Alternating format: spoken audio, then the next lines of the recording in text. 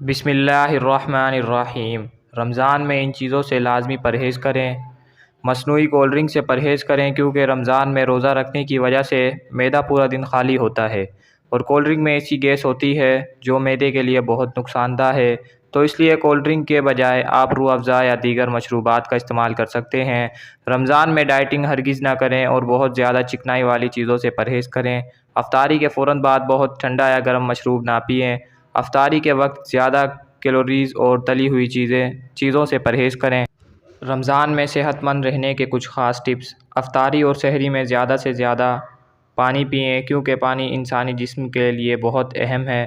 سحری میں متوازن کھانا کھائیں۔ افطاری میں اگر ہو سکے تو ملک شیک کا استعمال کریں، اس سے آپ کے معدے کی گرمائش ختم ہو جائے گی۔ اناج مثلاً دلیے یا جو وغیرہ کا زیادہ استعمال کریں۔ شہد کو لازمی اپنے دسترخوان میں شامل کریں۔ پھلوں اور میوے کا استعمال کریں۔ پروٹین والی غذائیں جیسے دودھ، انڈا، دالیں، گری دار میوے استعمال کریں۔